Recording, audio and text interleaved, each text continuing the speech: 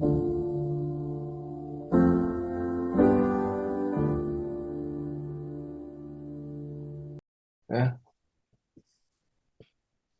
Hello, everyone, and welcome to another episode of the Compelling Conversations podcast. Today, I'm happy to be joined by my friend Ammar. Ammar, thanks so much for being here, man. Of course, man. Thanks for having me. It's a pleasure. Yeah, we've been trying to do this for a minute, and Yeah. this is the right time for it, so this is cool. Yeah, for sure, man. We got it to work out, with our busy schedules. Alhamdulillah, it worked out. Yeah, I wanted to begin, man. You are the man that introduced me to my favorite band, Beach House. Oh, it's your How favorite band wild is now. that? It is. I mean, ever since I've been introduced to it from you, it's like, yeah, like that's me because when I listen to Beach House, it's like that is my soul. It's a Nice. fascinating thing to say, but yeah, it's true. I just feel it like that's me, No, For a facts, band. man. I feel the same way, bro. That's why, because the time like I told you about it or you found out about it, the Sylvan Beach social from MSA.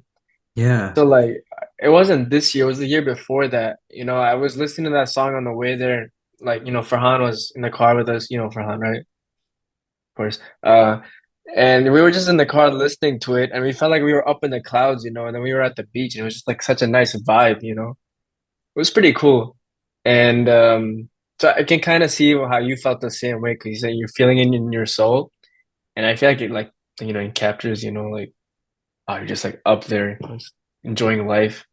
Yeah. And that's the beauty of art, really. It gets to people in different ways, and it's just so unique, and that's the beauty of it. Yeah, it's really like that. Like sometimes you need music to like really just understand like where you're at, understand your feelings, just feel the emotion. It can be really important to just give you peace sometimes. But interesting, like we're on the topic of music, and my personal belief, I don't know if you feel the same way, is that we all have a personal belief, and then there's what, Islam talks about. But like I feel like, we shouldn't listen to music at all. So the fact that, I have this problem too, where I love music and other people like listen to music too, and it is hard to like accept the fact that it is a sin, but at the same time it's hard not to like talk about it and enjoy. I mean, I don't know how you feel about that. um I'm not convinced that it's necessarily a good thing, but all I can say is my interest in musicians escalated when I realized that they were me. They were writers. And that's why I became interested in them. So, for example, I first detected it with Lana Del Rey. When I would be listening to her songs, I was like, whoa, this is like a poet speaking. And that really captivated me. But I didn't make much of it after that. And then I moved on to Jim Morrison. And in Jim Morrison, I very much saw the writer, the poet, more than I saw the musician. And that really hit me hard. And then, of course, my favorite musician, Chris Cornell, and even Kurt Cobain, like I started like listening to those lyrics. I was like, these people are just writers. That's why I'm so interested in them. They're writers. So all I'd say, just like in the general sphere of art, is that I think the beauty of it is that it expresses what the ordinary person might not be able to express. And I just think that's the like fascinating thing about it. your creative like ability to like express yourself. Like I feel like you want to be able to appreciate that, right? Like, and you do appreciate it. Just the fact that you can express yourself to like, writing stuff, like just generally. Could you explain that a little more? I'm not sure I understood what you were saying.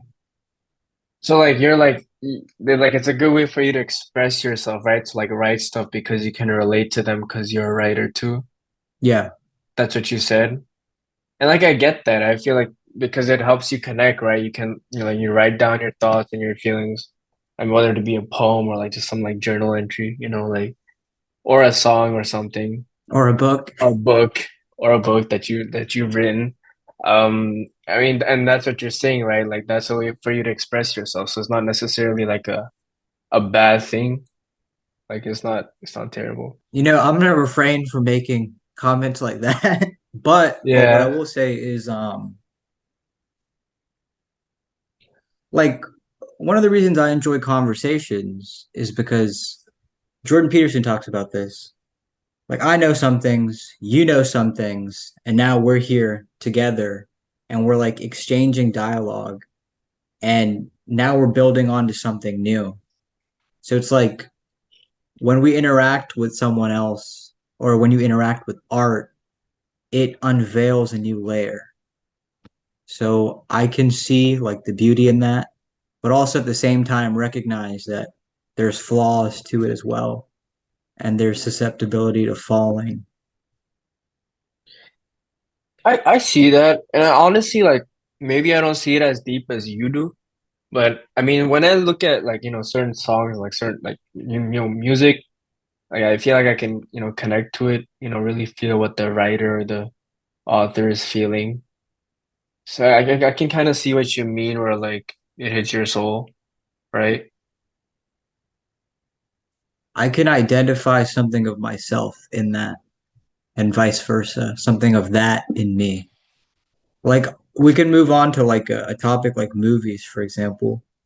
I saw Rocky the other day for the first time, and I was just enamored by it because I was able to see myself in it and to see some of that in me. And what I loved about that film was how it seemed like the ego was never a thing for Rocky. He never took anything personally. And so it's like those little things that you see of yourself or that you would like to see in yourself, like when you can witness that, I think that that's where the connection is made. That's where the attraction comes into play. Like the If that fact that you makes can sense. relate to these characters, basically. Yeah.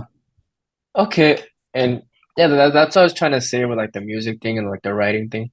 Like it's the same thing, right? Like you can feel like you have some kind of connection with whatever the movie is or the characters because you feel like they're in the same shoes as you to like an extent, right? Yeah. To whatever extent, and like you feel like you can relate to Rocky in that way, right? Or like the character in Rocky. Because I didn't watch Rocky, but I know it's a really good movie. It's about a boxer, right? Yeah. About a certain boxer. What's his name? Well, I mean, in the movie, he's called Rocky, but it's played by Sylvester Stallone. Oh, Sylvester, right? Yeah, that's why I got it Yeah. confused. But No, yeah, you're I mean, I was good. gonna watch that movie, but yeah, I see things like that in certain movies too, where I'm just like, man, I really understand. Like, I can really relate to this guy, Like in certain instances where they're just like going through some things, hardships. I mean, and that's where some like the connection is made, and that's where they get you like emotionally when you're watching movies. That like it brings out like like when you're watching like a sad movie and like you feel sad and you're like feeling like tears coming and stuff like that, it's because you can relate the most. Usually, like if it's like the passing of somebody, somebody really close to you, and you see that in a movie, like people who can relate to that more.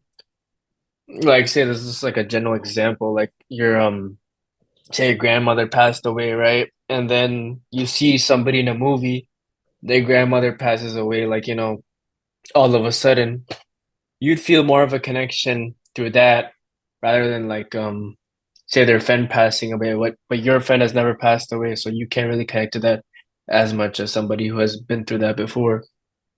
Yeah. And I like how you mentioned that because that's just the point of it all, right? It's like you're drawn to that thing that you recognize. That's what it Exactly. is. Yeah, Yeah. and that's what catches people. That's why Yeah. I don't know. There's certain movies out there that, people wonder why things go viral.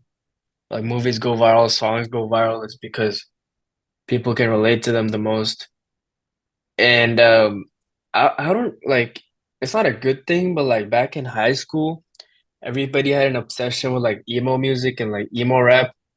I don't know if you remember like XXX, like Tentacion. I think that's how you say his name. And like what's the other guy? Like Mac Miller. Like they're like, they're good artists, but they used to make such sad music. And like teenagers, like, like adolescents, they go through a lot of like, phases in life where there's just like phases in that time period where they're just, trying to explore their life and they're like, a little like emotionally unstable and just going through it. And they like to listen like to listen to that music more. So I feel like when these rappers and stuff make their music, they have a target audience for that reason, is because some people can, relate to it more, so they know they're gonna get like popularity and like attention out of it. Mm. Yeah, one of my cousins, he told me one time, when you listen to music, it's basically just amplifying the emotion that you're feeling. And he's right. Like when, you're trying to get hyped up, you might listen to something that'll hype you up. When you're feeling happy, you'll put on something that makes you feel happy. Or when you're angry or sad, you do the same thing. So I see Yeah, that. and it's not necessarily like, people put on sad music when they're sad. I mean, it's like extremely like unadvisable. I mean, if you ask me, I mean, I feel like you could agree too that like when you're feeling so down, why would you listen to something that's just gonna make you feel even more terrible just because it fits the moment, right? And I mean, lots of people get caught up into it, especially when they know about more music than other people. Like they just feel like they can connect to the person, and then that person's rapping about it in their songs or like singing about it in some R&B too, and they feel like they can just relate to them when it's really not as bad as it seems. So you feel like you can connect to the person in their song, like when they're singing the song, but that song is talking about something completely different. And then you just put yourself in that situation. You're like, oh man, I have it so terrible right now. But then you look, back to reality and you're like, okay, maybe it's not so bad. I was just in my thoughts. And that's the thing Yeah. about, late night thoughts is just like one thing leads to another and you just get caught up in this crazy story you make in your head. And then you're just like you go from like one song to the next and you just keep going on and on till like it's 2 a.m. and you're driving on the road. I mean, I haven't done this personally, but like it's a common thing. Okay, maybe I've done it once or twice, but it's a common thing, and it happens, and it's just like you fall into this like wormhole of just like depressing songs, and then you realize the next morning like why, like why would you do that to yourself? But I mean, you get caught up in it once, and it's just hard to stop, you I'm know? so glad that you mentioned this because something I noticed lately is like my emotions are fuming at night. Like they're just like so high. Like whatever it Hmm. is, whatever emotion is, like it's operating on such a high level. And I'm like, oh my God, this is why sleeping is so important. So you can kind of just Yes, like let very that, important. I don't know, maybe save that for your dreams or something. It's like, wow, I kind of have to like keep myself grounded at night. Just be like, oh, okay. Just put the Don't phone get away, like, man. yeah, don't, well, yeah, that as well, but also like just be present. Don't let it go too high or too low. Just keep it there. Yeah. And like people are like, don't overthink and stuff. And I mean, of course, that's like the ultimate goal is like you just stop thinking, just turn your mind off. But it's not, of course, it's not easy as it seems. But the fact is that that really is the solution. And people have different ways of getting to that solution. And like it can just be like as simple as just disciplining yourself to like where you just stop yourself from feeling something by distracting yourself and doing something else. And that's where I feel religion really comes into play. And that's where you gotta just, read some Quran, pray some tahajjud, especially if it's late at night. And then that dua you make during tahajjud, I mean, of course, we know like it goes a long way. And that's what's there to comfort you. So that's what's supposed to be there to comfort you. That's why I feel like that's the one thing that, like you said, art has its flaws, right? But in this form of, I don't want to call it art, but like activity, like whatever we do, I mean, there's Religion, no faith, yeah. religion, there's no flaw to it, and I feel like that's the beauty of it. And a lot of people don't see it, and you can't because everybody's guided to like believe it at some point in their life, right? So you can't really blame someone from being like, blind to the truth or whatever because they haven't seen it, all the way through. Like they haven't seen it work before. So it's really hard to believe in something while not having seen like the other side of it, right? So that's why people have trouble, going out of the way to like pray the Hajjud or even praying like the What like do you you mean know by the other side of it? Seeing the other side of it. like the solution when you pray for something. Like a lot of people say, okay, how it's impossible, right? Like it's not gonna come to like what I want it to be. Even if it's something realistic, you're like, how is making dua gonna make this work, right? Or how is praying late at night gonna do anything about it? Because like when you're at that point when you're just, you're seeing no solution, you're just feeling terrible, like music's not cutting it, watching TV is not cutting it, and just like of course thinking is not cutting it, you're just like, what do I do? And a lot of people don't see that, like, praying can be the solution. Uh, Why is praying the solution?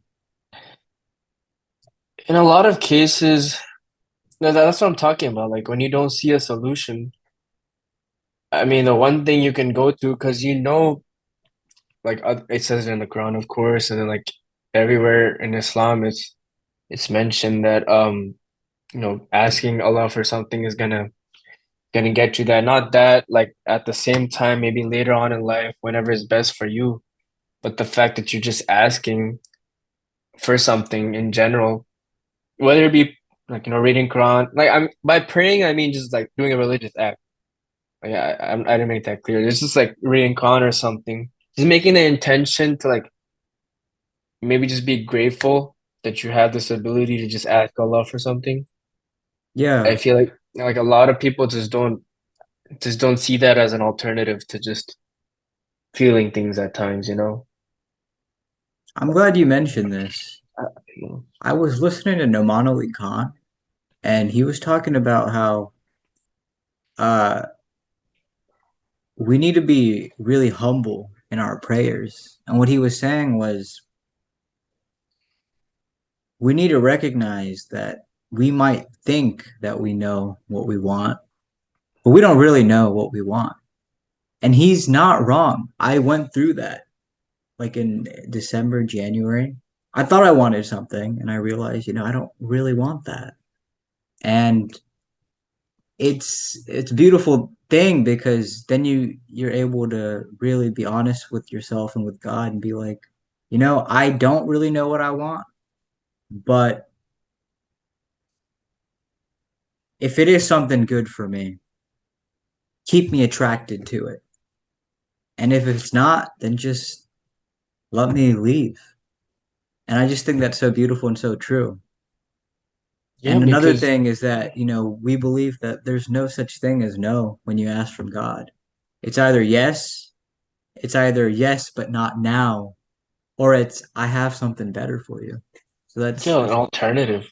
yeah. That's what I meant by no flaws because either way you're being blessed, like by asking, or just me even making the intention you're being blessed. I mean, that's the beauty of it. That's why it's nice having something to come back to when you're feeling all these emotions late at night. Not late at night, but just like in general, right? Like when feeling emotions, listen to music. Oh my God, I'm in this like crazy situation in my head. Like, it's the end of the world. It's nice to have something to fall back on. And once you realize that, you're really at peace with yourself in a lot of situations. And you know how to cope with your feelings and your thoughts and just bad things that happen in your life, however extreme they might be. Maybe it's a small thing, maybe it's something like drastic, like a drastic change or just a tragedy. It's nice to have something to fall back on. It really is.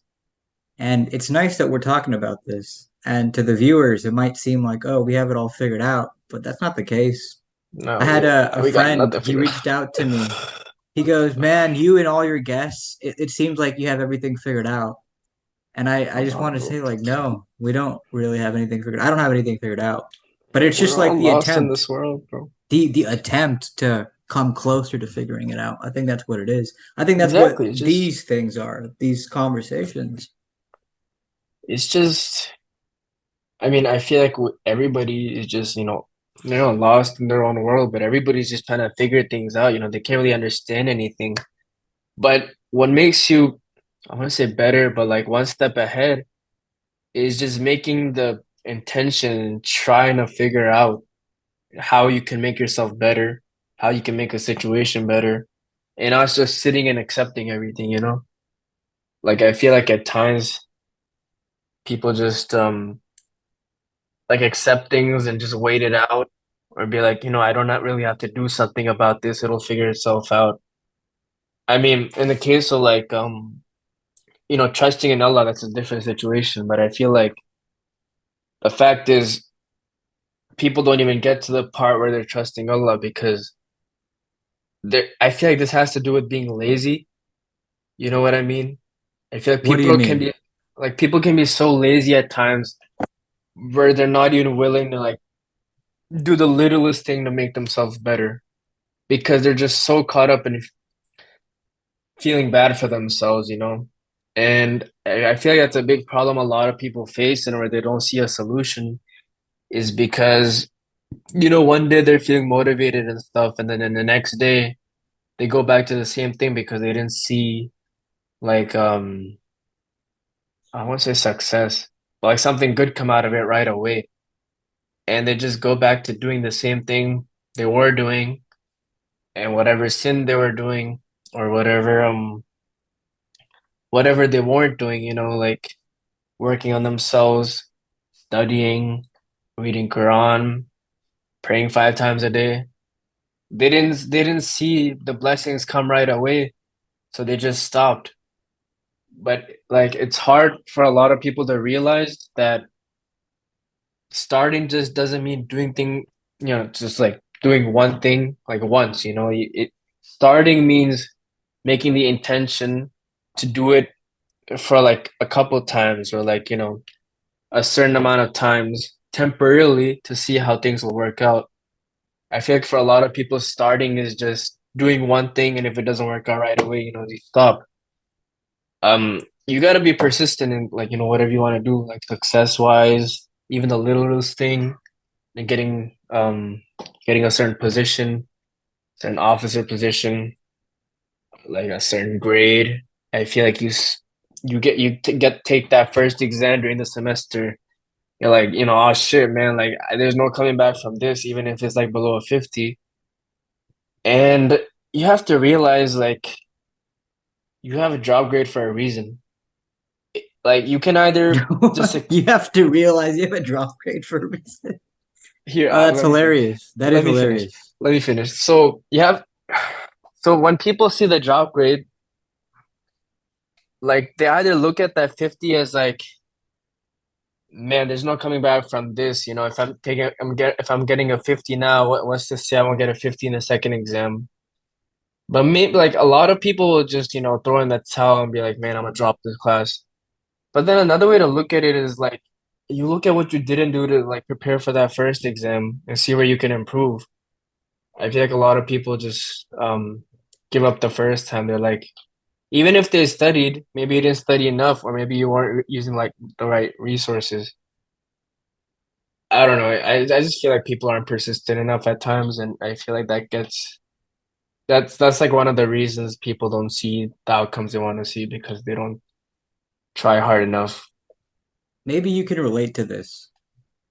Yeah. When when you're in that low point, when you are getting the 50s and whatever, it seems like, damn, all the dog days are on me and everybody else is fine, right? But then, like, say when you do flip the table, when you do become the master and you're excelling above everyone else, you look out and you realize, oh, like, yeah, I've made it here, but everyone else is kind of struggling. And so I think the really interesting thing about this is like when you're in that low point and you think everybody's doing good, it's like that Yeah, high point makes you realize, well, actually, everybody's just trying as hard as they can as well. It's an interesting thing that I've noticed several that's a good thing times. to realize too. That I mean, it just seems like everybody else is they're just life is just jolly and like great and stuff, but everybody's got different situations, man. Everybody's got different grades, different goals. Some people go by C's get degrees, and some people go by like and below an A is like take that class again. So it's just everybody's got a different situation. Everybody's got a different goal in mind, so you can't really compare yourself to other people, even if they're in the same major and the same minor and going to the same school. Like everybody's got a different path. So I That's feel like the true. comparing aspect, like that's a big thing you have to just stay away from because I feel like that's a big reason people get down on themselves, especially in these college years that me and you are in. I mean, you notice it in other people, you notice it in yourselves.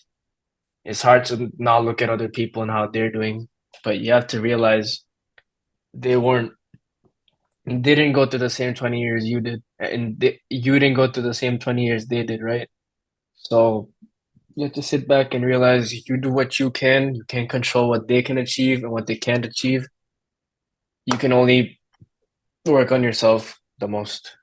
And by the way, you can be happy for those people when they succeed. That's another very important thing, I Of think. course, yeah, yeah. Yeah. Carl Jung talks about this. He's like, yeah, honestly, like quit that.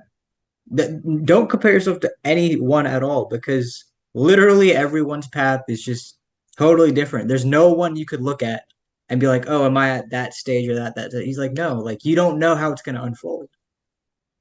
Yeah, you really don't. You really don't. I mean, some people, well, like, they're like, oh, okay, okay, they're like, I'm gonna be a pre-med, right? Like the first 3 years, first 4 years, they had the intentions of being like a doctor, or just being a surgeon.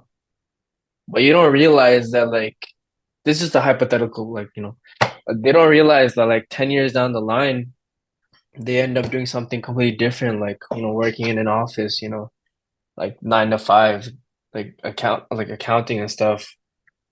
And you don't see it the other way either. Like some guys, people go up too, you don't just go down from like doing something. Like yeah, I can't wear stuff properly.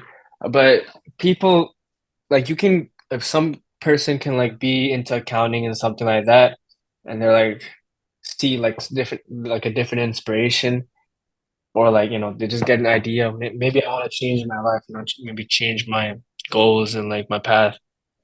And they're like, what if I just go and get a nursing degree? Like, what's wrong with that, right? And they go and do that, and they just complete different paths. Like, they just end up in a completely different spot. And And that's the beauty of life, eh? exactly. So you can't really Yeah. compare yourself to other people. That's what I'm trying to say. Thanks for sharing that. I was just telling Yeah. one of my friends a story about Ulysses S. Grant, and he was, a pretty intelligent man. And at some point, he had like dog days, and he was peddling firewood with his dad. That's what he was selling. So somebody that knows him, he runs into him. He's like, Grant, what are you doing, man, with your life? And Grant's like, well, I'm just, I'm here in the present moment. I'm selling firewood. I'm doing the best I can do. And the guy kind of, saw that as, oh, like that's low of you or something like that. But 10 years later, Grant becomes president of the United States. And I just think the beautiful thing about that story is just whatever situation he was in that might have appeared one way, he just dealt with it with his sincerity and his best efforts. And Exactly. that's all he could do. And eventually, with time, it took him somewhere. So Yeah, I think I that's a mean, cool thing. I mean, if someone else doesn't see your vision, and if it's not the end of the world, as long as I feel like as long as you have your vision on something, you have your mindset out, like a realistic goal, and someone else is telling you, oh, it can't be done, or like this in person, like this and this person, it didn't work out for them. I mean, what if you find a way yourself and like, figure out a way yourself? I mean, it's not the end of the world if that like, certain person it didn't work out for them. I mean, who's to say it works out for you or it doesn't work out for you, right? Like I feel like you have to just find out yourself. Adam's Um, children can always find a way, eh? Indeed, inshallah. Yeah. Dude, yeah, inshallah. We touched on this a It, little bit before we started the podcast. When your best efforts towards people aren't reciprocated, how do you deal with that? that's a tough one because you always expect so much of people, and a lot of the times, like it's not gonna come back the same way you thought it would because I mean everybody has a mind of their own, everybody has their own wants and needs. You're not gonna get that 100% response you always wanted, but that's just something like you have to learn to be okay with. I guess it comes with practice. I don't know if you ask me, that sometimes you win, sometimes you lose, but there's no point in changing who you are and changing how you act around people just because of one or two experiences you had with someone that didn't go so well, right? I feel like see, like you're talking about, you're nice to someone and say they weren't nice back to you. I feel like it's a pretty hard thing to deal with when you're not getting the same energy you wanted back from someone. But I feel like why should that stop you from just being a nice person? Like the nice experience someone else could be having with you, you know what I mean? Um, that shouldn't change your approach to life. I mean, assuming it's a good approach and you're not just going out of your way to be a douchebag. Like I think if you're a nice person, just stick to what you know because why would you change yourself for somebody, In a Yeah, like in a absolutely. bad way, right? If they don't want to, if you're not if you're not what they wanted you to be for them, then I mean that's their thing, that's not your problem because you are just who you are Yeah. and you're not gonna change who you are, right? And thank you for saying this because I mean it's alluring to that idea that life is really just about confessions. Confessions about who you are and who other people are when you interact with them. Every little thing says something about you. But I wanted to tie this in, what we're just saying, back to that whole thing about art and expression and whatnot. Um, Bob Ross, I was moved to tears by the life and death of Bob Ross. I watched a documentary on him. And I mean, people really did him dirty. I mean, he had like great people in his life, great people, a lot of like lovers, supporters, fans. But there was also people that, in spite of his best efforts, they were backstabbers to him. But he was still like, a composed man. He still carried himself with dignity while expressing beautiful art. And I just think that is so cool because I also saw that in Rocky. He wasn't an artist necessarily, right? Even though boxing, you could say, is a form of art, but he had a coach that did him dirty, did him wrong for years. He overlooked the sins of his coach and he forgave him, and people were rude to him, but he moved on. It was never anything personal. And I just think It's that's not. the beauty, man, of all these things. You can even tie it in with faith, just that selflessness, not taking things personally, putting your best Yeah, foot forward, a confession of your yes, character in the best possible way. indeed, bro. It's just like you, if you want to be nice to someone, you be nice to someone. You don't let anybody tell you, oh, you can't go out of your way to like, you can't like people have like say you don't want to be stepped on all the time, like walked over because you're just a pushover. And I mean, you shouldn't be a pushover, but I feel like if you can balance that out, you should at least try and not just become somebody like you wouldn't want to be ideally just because of the experiences you have. Yeah. And Yeah. the efforts are never wasted. Your minor league contacts with that. I C.S. mean, Lewis, he's written about religiously, that as like, well.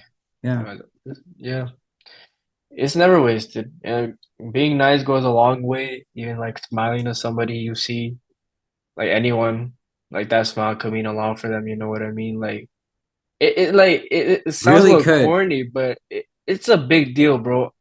I mean, look, so I work at a front desk, right? And like at the gym, it's just like a random gym. And like our job, like half of it is just like, signing up people for membership, stuff like that. And the other half is just greeting people. And like you notice, you say welcome in, they're just gonna, kind of like maybe they'll acknowledge you, maybe they won't acknowledge you.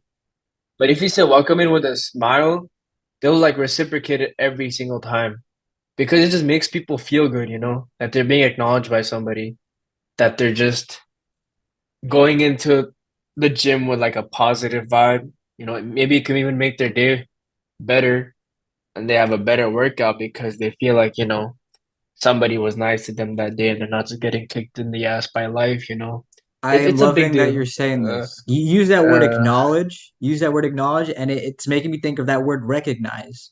So yeah. like we're talking about this with art, right? So I think when you are kind to people and when you want them to be kind to you, it's because you're confessing your character and you hope that they recognize that and confess their good character back to you.